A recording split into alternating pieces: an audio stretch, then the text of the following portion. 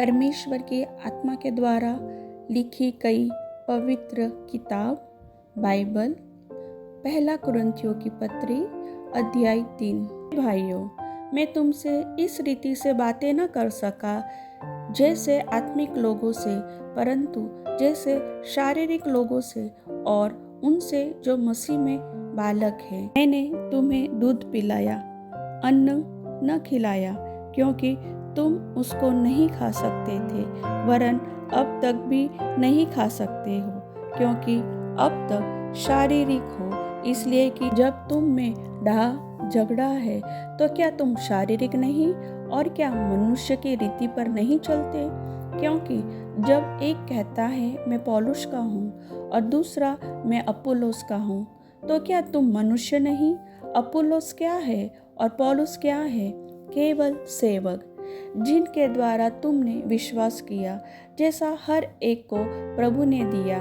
मैंने लगाया, अपुल्लोस ने सींचा, परंतु परमेश्वर ने बढ़ाया।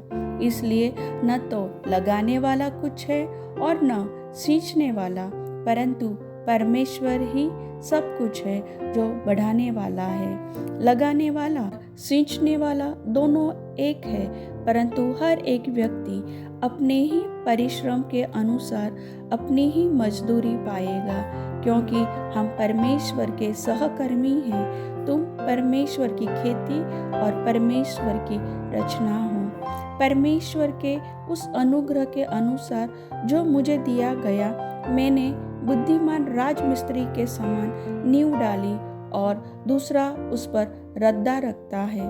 परंतु हर एक मनुष्य चौकस रहे कि वह उस पर कैसा रद्दा रखता है, क्योंकि उस नींव को छोड़ जो पड़ी है और वह यीशु मसीह है, कोई दूसरी नींव नहीं डाल सकता। यदि कोई इस नींव पर सोना या चांदी या बहुमूल्य पत्थर या काठ या घास या फूस का रद्दा रखे, तो हर एक का काम प्रकट हो जाएगा, क्योंकि वह दिन उसे बताएगा। इसलिए कि आग के साथ प्रकट होगा और वह आग हर एक का काम परखेगी कि कैसा है। जिसका काम उस पर बना हुआ स्थिर रहेगा, वह मजदूरी पाएगा।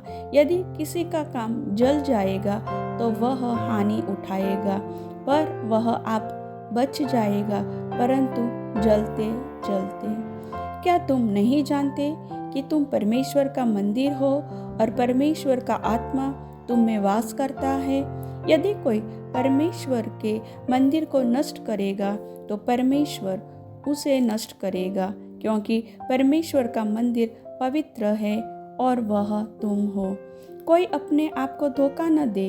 यदि तुम में से कोई इस संसार में अपने आप को ज्ञानी समझे तो मूर्ख बने कि ज्ञानी हो जाए, क्योंकि इस संसार का ज्ञान परमेश्वर के निकट मूर्खता है। जैसा लिखा है, वह ज्ञानियों को उनकी चतुराई में फंसा देता है। और फिर प्रभु ज्ञानियों के विचारों को जानता है कि वे व्यर्थ है। इसलिए मनुष्य पर कोई घमंड न करे, क्योंकि सब कुछ तुम्हारा है। क्या पौलुस, क्या अपुल्लोस, क्या केफा, क्या जगत, क्या जीवन, क्या मरण, क्या वर्तमान, क्या भविष्य, सब कुछ तुम्हारा है और तुम मसीह के हो और मसीह परमेश्वर का है। वचन के सुनने वाले सभी भाई बहनों को परमेश्वर आशीष दे। आमीन।